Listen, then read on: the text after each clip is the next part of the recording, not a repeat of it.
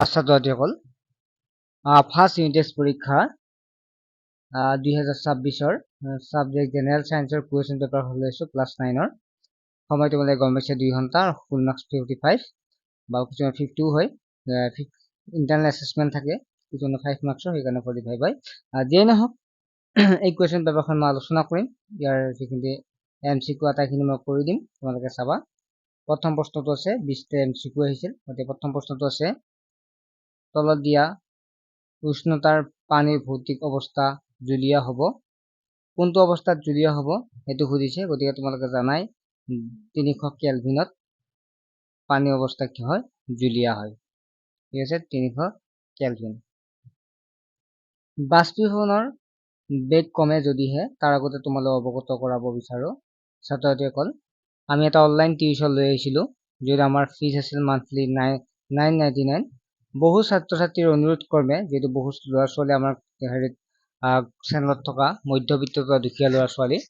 তেওঁলোকৰ অনুৰোধ ক্ৰমে মই 599 টকা লৈ আনিলো আৰু এতিয়া বহুতে ৰিকুৱেষ্ট কৰিছে আকৌ অনুৰোধ জনোৱাৰ কাৰণে আমি 299 টকাত ছাত্ৰ-ছাত্ৰীৰ সুবিধাৰ কাৰণে আমি অনলাইন টিউচনটো লৈ আহিব বিচাৰিছো ইয়াত আমাৰ ইমান প্ৰফিট নহয়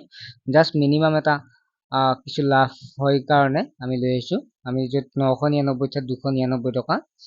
সো আমাৰ কষ্ট থাকে বা তেনেকুৱাকে বহুখিনি আমি কৰিব লগা কাৰণে জাস্ট 299 টকা লোৱা গৈছে যিসকল ছাত্ৰ-ছাত্ৰী ইচ্ছুক হৈ তোমালোকে জয়েন হ'ব পাৰিবা 8 9 10 ৰ কিছুমানে মোক মেছেজ কৰে যে স্যাৰ 299 ইমান কমত এটো সঁচা জানো গতিকে এটো একদম সঁচা হয় আমি এটো কাৰণে কমাই লৈছো যেটো বহু ছাত্ৰতে আমাক অনুৰোধ কৰিছিল আৰু সেই কাৰণে আমাৰ তাত বহুত ল'ৰা-ছোৱালী এতিয়া জয়েন হৈছে যেটো পেমেন্টটো কমত পাইছে গতিকে সন্দেহ কৰিবলৈ কোনো কথাই নাই আমি আগৰ পৰা টিউচন কৰি আছো অনলাইন ক্লাছ কৰি আছো তোমালোকে আমাৰ আগৰ ক্লাছ বিলাক চাব পাৰিবা বা আমি আমাৰ চেনেলটোৰ বিষয়ে জানিব পাৰিবা গতিকে আমি আগৰ পৰা ক্লাছ কৰি আছো বহু বছৰৰ পৰা গতিকে তোমালোক যদি ইচ্ছুক হয় তেতিয়াহ'লে তোমালোকে এতিয়া এছএমএছ কৰি তোমালোকে জয়েন হৈ লোৱা পেমেন্টটো যেটো কম হয় আৰু তোমালোকৰ হোৱাটসএপ নম্বৰটো এই নম্বৰটো তোমালোকে এছএমএছ কৰিবা 9394628219 মই আকৌ তোমালোকক লিখি দিছো লাগিলে এবাৰ 9394628219 কিছুমানে ভাবি আছে যে মই পৰীক্ষাৰ পিছত লম তেতিয়ালে কিন্তু অফাৰটো নাথাকিব অফাৰটো মই কেইদিনমানৰ কাৰণে ৰাখিছো যেটো 299 টকাত আমাৰো অসুবিধা হয় একেবাৰে কমত কৰিবৰ কাৰণে সেই কাৰণে যিসকল ছাত্ৰতে ইচ্ছুক হয় তেওঁলোকৰ বাবে কেইদিনমানৰ কাৰণে অফাৰ ৰাখিছো তাৰ পিছত আমাক আকৌ পেমেন্ট কৰিব লাগিব 999 টকা কিয়নো 299 টকা একেবাৰে কম হয় কিন্তু আমি বহু ছাত্ৰতে ৰিকুৱেষ্ট ৰাখিবৰ কাৰণে 299 টকা ৰাখিছিলো গতিকে আৰু মাত্ৰ 2 দিনৰ পিছতে আমি 299 উঠাই দিম যদি কোনো ছাত্ৰতে ইচ্ছুক হয় যিসকলৰ ইচ্ছুক হয় তেওঁলোক লবয়ে গতিকে যিসকল ইচ্ছুক হয় তোমালোকে সোনকালে জয়েন হলে এই অফাৰটো লাভ কৰিব পাৰিবা ইতিমধ্যে বহু ছাত্ৰতে সঁহাৰি দিছে তাৰ বাবে ভাল লাগিছে যদিও 299 কমত দিছো তথাপিও বহু ছাত্ৰতে সঁহাৰি দিয়াৰ বাবে আমি তেনেকুৱা অনুভৱ কৰা নাই গতিকে যিসকল ছাত্ৰতে ইচ্ছুক হয় তোমালোকে হোৱাটসএপ নম্বৰত এছএমএছ কৰি জয়েন হৈ ল'ব পাৰে তোমাৰ নামটো লিখিবা ক্লাছৰ ডিস্ট্ৰিক্টখনৰ নাম লিখিবা ঠিক আছে এতিয়া আমি আগবাঢ়িছো তাৰ পিছৰ প্ৰশ্নটো 2 নম্বৰ প্ৰশ্নটোলৈকে আগবাঢ়িছো 2 নম্বৰ হৈছে বাষ্পীভৱনৰ বেগ কমে যদিহে বাষ্পীভৱনৰ বেগ কমে যদিহে কি হ'ব বায়ুৰ আৰ্দ্ৰতা বাঢ়ে উষ্ণতা বেছি বাষ্পীভৱনৰ বেগ কমে কেতিয়া যেতিয়া বায়ুৰ আৰ্দ্ৰতা বাঢ়ে আৰ্দ্ৰতা মানে বায়ুত থকা পানীৰ পৰিমাণ যদি বাঢ়ে তেতিয়াহ'লে বাষ্পীভৱনৰ বেগটো কমে ঠিক আছে 3 নম্বৰ প্ৰশ্নটো আহিছো কাপোৰ ধোৱা সঁজুলিত তিতা কাপোৰৰ পৰা পানী আঁতৰাবলৈ ব্যৱহাৰ কৰা পদ্ধতিটো কি হ'ল এই পদ্ধতিটোক কোৱা হয় যেটো আমাৰ অপকেন্দ্ৰিক পদ্ধতি বুলি কোৱা হয় ঠিক আছে অপকেন্দ্ৰিক পদ্ধতি বুলি কোৱা হয় কাপোৰৰ পৰা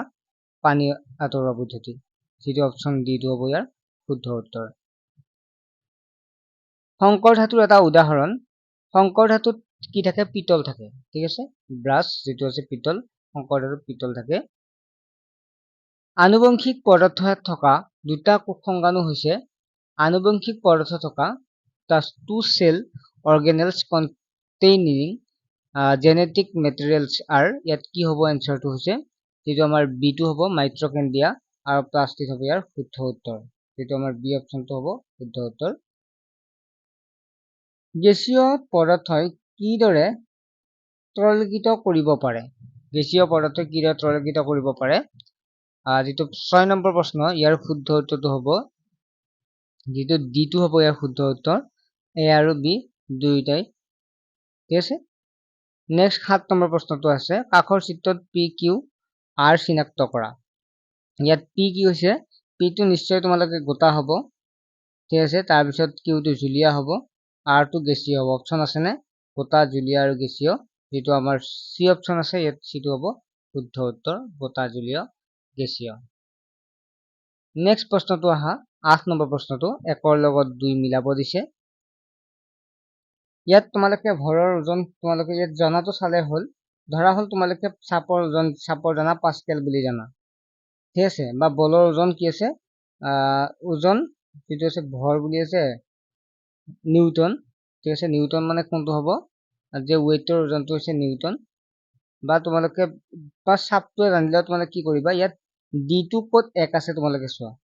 D1 টো আছে চোৱা D2 1 টো আছে গতি তোমালোকে এনেকৈ উত্তৰ কৰিব পাৰিবা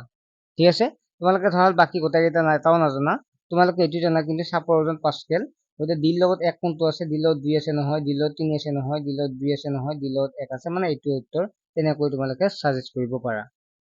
9 নম্বৰ স্তম্ভ 1 ৰ সৈতে স্তম্ভ 2 মিলোৱা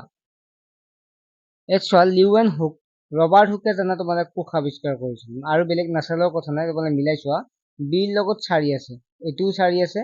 আৰু এটোও 4 আছে মানে এই দুটা নহয় আৰু এটা মিলাই চোৱা তাৰ পিছত যদি চাও তেতিয়াহলে লিউএন হুক আছে লিউএন হুকে কি আগবঢ়াইছিল অনুজীৱ তাৰপিছত ৰবাৰ্ট ব্ৰাউনে কোষ কেন্দ্ৰ আৱিষ্কাৰ কৰিছিল না ৰবাৰ্ট যেটো ব্ৰাউন আছিল ৰবাৰ্টৰ সেল আৱিষ্কাৰ কৰিছিল ৰবাৰ্ট ব্ৰাউনে কি আৱিষ্কাৰ কৰিছিল নিউক্লিয়াছ অৰ্থাৎ কোষ কেন্দ্ৰ আৱিষ্কাৰ কৰিছিল মানে এই দুটা জানিলে তোমালোকৰ কথা নাই দুই C2 1 লগত মিলিব C2 1 লগত কোনটো হ'ব C2 1 লগত নহয় গতি C2 1 লগত এইটো হ'ব C 1 লগত আছে গতি অপচনটো হ'ব মানে এটা বা দুটা জানিলে তোমালোকে বাকিটা নাজানিলেও মিলাব পাৰিবা গোটা পদাৰ্থৰ ধৰ্মবোৰ হৈছে গোটা পদাৰ্থৰ ধৰ্মসমূহ কি আছিল যে নিৰ্দিষ্ট গড়ৰ আকৃতি আছে এটো সঁচা স্পষ্ট পৰিসীমা আছে এটো সঁচা স্থিৰ আয়তন নাই এটো মিছা সিহঁত দীৰ্ঘ নহয় এটো মিছা গতি 1 আৰু 2 টো সঁচা গতিকে C নম্বৰটো হৈছে ইয়াৰ শুদ্ধ উত্তৰ তলৰ কোনটো অধাতু তোমালোকে যে ব্ৰমিন এবিধ অধাতু হয় তোমালোকে পঢ়ি আহিছা ঠিক আছে গতিকে কি লিখিবা তোমালোকে 11 নম্বৰটো ব্ৰমিন হ'ব C নেক্সট 12 নম্বৰ প্ৰশ্নটো আহা তলৰ কোনটো সৰ্বাধিক গতিশক্তি থাকিব আমি জানো যে যেতিয়া সৰ্বাধিক গতিশক্তি ভাপৰ থাকে অৰ্থাৎ জলীয় বাষ্পৰ থাকে গতিকে ইয়াত D2 হ'ব ইয়াৰ শুদ্ধ উত্তৰ 100 ডিগ্ৰী সেলসিয়াস বিলা আমি ধুনিয়াকে পঢ়াই দিছো ছাত্ৰসকল তোমালোকে এইবিলাক বুজা নাই তেতিয়া ক্লাছত জয়েন হোৱা হাফ ইয়াৰলি আছে সেকেন্ড টেস্ট পৰীক্ষা আছে এনুৱেল এক্সাম আছে ধুনিয়া এটা ৰিজাল্ট কৰিব পাৰিবা আমি আটাইখিনি পঢ়াই দিম তোমালোকে সোনকালে আজিয়ে জয়েন হোৱা মাত্ৰ 299 টকা পেমেন্ট কৰিলে হ'ল ঠিক আছে যিসকলে ইচ্ছুক আছে সোনকালে জয়েন হোৱা 13 নম্বৰ প্ৰশ্নটো আহিছো তলৰ কোনটো তিনডাল প্ৰভাৱ দেখুৱাই তিনডাল প্ৰভাৱ দেখুৱাই বুলি কৈছে যেটো ইয়াত লৱণৰ দ্ৰৱ হেতু দিয়া আছে গতিকে তিনডাল প্ৰভাৱ দেখুৱা যদি চাও তেতিয়াহলে D2 হ'ব স্টাৰ্চৰ দ্ৰৱৰ ইয়াৰ তিনডাল প্ৰভাৱ দেখুৱাই 14 নম্বৰ প্ৰশ্নটো আহা বস্তু এটাই একক সময়ত অতিক্ৰম কৰা দূৰত্ব কি বুলি কোৱা হয় দ্ৰুতি বুলি কোৱা বা স্পিড বুলি কোৱা হয় 15 নম্বৰ প্ৰশ্নটো আছে সালোক সংশ্লেষণৰ বাবে প্ৰয়োজনীয় গেছবোৰ কি হ'ব সালোক সংশ্লেষণৰ কাৰণে প্ৰয়োজনীয় ইয়াত যদি আমি অপচন চাও তেতিয়াহলে অপচনটো হ'ব কাৰ্বন ডাই অক্সাইড এই সময়ত ইউ প্ৰাৰম্ভিক মানৰ বাবে অন্তিম মানলৈ বস্তু এটা বেগৰ পৰিৱৰ্তন ঘটিলে ইয়াৰ ত্বৰণ কি হ'ব ত্বৰণৰ সূত্ৰ তোমালোকে ইকুৱেল টু v-u/t যেটো আমাৰ b2 আছে b2 হ'ব ইয়াৰ শুদ্ধ উত্তৰ ঠিক আছে b2 হ'ব শুদ্ধ উত্তৰ 17 নম্বৰ উক্তি 1 প্লাষ্টিকবোৰ কেৱল উদ্ভিদৰ কোষত পোৱা যায় 2 নম্বৰ আছে উদ্ভিদ আৰু প্ৰাণী কোষ দুইটাতে কোষবেৰ পোৱা যায় গতিকে ইয়াত অপচন দি চাও তেতিয়াহলে ইয়াৰ কোনটো শুদ্ধ হ'ব 17 নম্বৰৰ বি হ'ব শুদ্ধ 1 is true but 2 is false 1 is true 2 is false হ'ব অৰ্থাৎ 1 সত্য কিন্তু 2 অসত্য গতিকে অপচন হ'ব B2 খোৱাতেল এবিধ জুলীয়া পদাৰ্থ খোৱাতেল নিৰ্দিষ্ট আকৃতি আৰু আয়তন আছে প্ৰথমটো শুদ্ধ দ্বিতীয়টো অশুদ্ধ খোৱা তেলৰ নিৰ্দিষ্ট আকৃতি বা আয়তন নাই, তাক বটলত ভৰালে বটলৰ আকৃতি লয়। গতিকে তোমালোকে যদি চোৱা তেতিয়া 18 নম্বৰ শুদ্ধ উত্তৰ হ'ব চিটো। ঠিক আছে, উক্তিটো সত্য কিন্তু কাৰণটো অসত্য, সেইটো হ'ব ইয়াত। তাৰপিছত আহিল নেক্সট 19 নম্বৰটো, দ্ৰৱণৰ কণিকাবোৰে পোহৰ ৰশ্মি বিস্তৃত কৰিব পাৰে। ইয়াত কাৰণটো দি আছে দ্ৰৱণৰ কণিকাৰ আকাৰবোৰ বৰ ক্ষুদ্ৰ। গতিকে ইয়াত যদি চাওঁ তেতিয়াহ'লে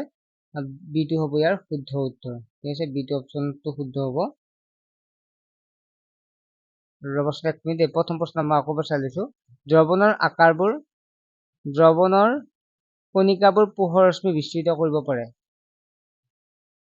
ঠিক আছে, দ্ৰৱণৰ কণিকাবোৰ, ইয়াত এনচাৰটো এইটো হ'ব,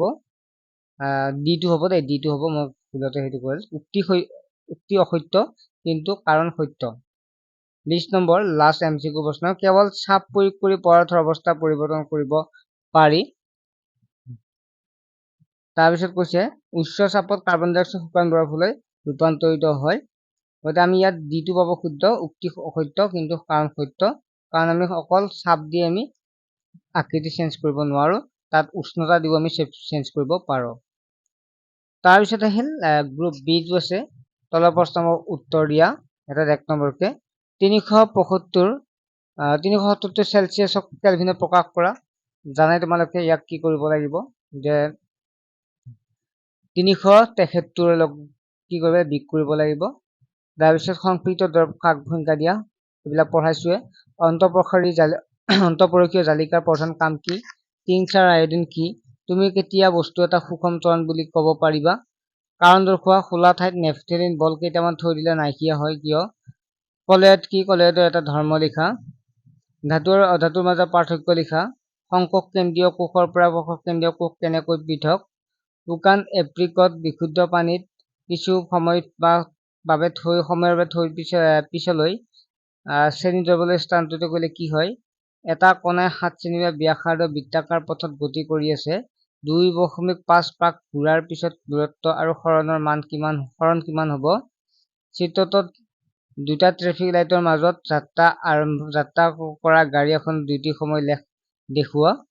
নেক্সট প্ৰথমে 10 ছেকেণ্ডৰ ত্বৰণ ঘটনা, তাৰপিছত গাড়ীৰ 10ৰ পৰা 20 ছেকেণ্ডৰ ভিতৰত যাত্ৰা কৰা দূৰত্ব গণনা, উদ্ভিদ কোষৰ এটা চিহ্নিত চিত্ৰ আঁকা, গ্ৰীষ্মকালত কপাহী কাপোৰ কিয় পিন্ধা হয়। এইবিলাক একেবাৰে সহজ হয়, এইটো চিত্ৰ তোমাক দিয়া আছে। আৰু ছাত্ৰ-ছাত্ৰীসকল তোমালোকে যদি জইন হোৱা সোনকালে হৈ ল'বা, এই দুদিনতে অফাৰ চলি আছে। ইয়াৰ পিছত আমি অফাৰটো গুচাই দিম, য'ত তোমালোকে 999 পেমেন্ট কৰিব লাগিব।